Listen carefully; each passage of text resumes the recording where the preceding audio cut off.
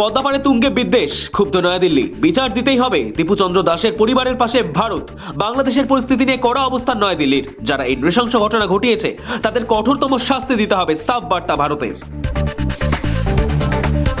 ভারতের মাটিতে বাংলাদেশ হাইকমিশনের সামনে বিক্ষোভের ঘটনা নিয়ে মিথ্যে ছড়ানো হচ্ছে, গুজব ছড়াচ্ছে বাংলাদেশের মিডিয়া।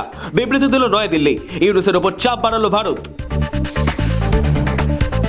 পদ্মাপাড়ে ফের ভারত বিরোধী স্লোগান, দিকে দিকে জ্বলছে আগুন, রাস্তায় নেমেছে সেনা, পরিস্থিতি উদ্বেগজনক।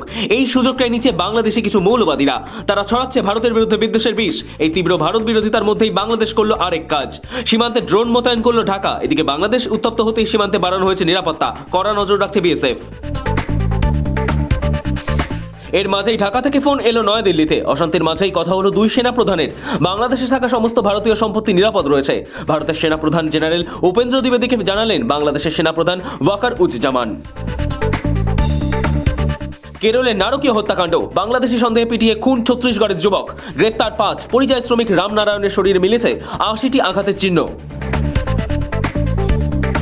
অগ্নিবীরদের জন্য বড় উপহার, সংরক্ষণ বাড়িয়ে ১,৫০,০০০% করল স্বরাষ্ট্র মন্ত্রক। এবার থেকে বিএসএফ এ ৫০% পদের রিজার্ভেশনের সিদ্ধান্ত অগ্নিবীরদের জন্য।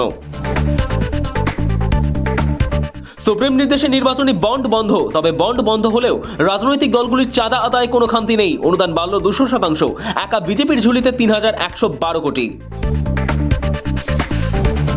১,৩৬,০০,০০০ ভোটারের তথ্যে অসঙ্গতি, নথি যাচাইয়ে ফের বাড়ি বাড়ি যাবেন বিএলওরা। বিপুল সংখ্যক এই ভোটারদের তথ্য আদৌ ত্রুটিপূর্ণ কিনা তা ফের মিলিয়ে দেখার জন্য শনিবার নতুন ফিচার আনা হলো বিএলও অ্যাপে।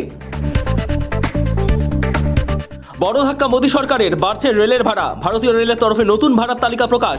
২৬শে ডিসেম্বর থেকে বাড়তে চলেছে দূরপাল্লার রেল যাত্রার খরচ। প্রতি কিলোমিটারে ভাড়া বাড়বে ২ পয়সা।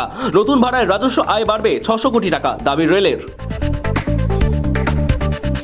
শীতের শুরুতেই বহু প্রতীক্ষার অবসান, চিল্লাই কালানের প্রথম দিনেই বরফের চাদরে ঢাকলো কাশ্মীর। রাতভর তুষারপাত, দীর্ঘ খরার পর বরফ ফেরায় স্বস্তি নিঃশ্বাস ফেলেছেন পর্যটন ব্যবসায়ীরা। মরশুমের শীতলতম দিন, ১২ ঘন্টায় তাপমাত্রা নামলো অনেকটা। উত্তর থেকে দক্ষিণ রাজ্যের দুপ্রান্তেই জাঁকিয়ে বসেছে কনকনে শীত। বাড়ছে কুয়াশার দাপট, বৃষ্টির সম্ভাবনা আপাতত নেই, জানালো হাওয়া অফিস।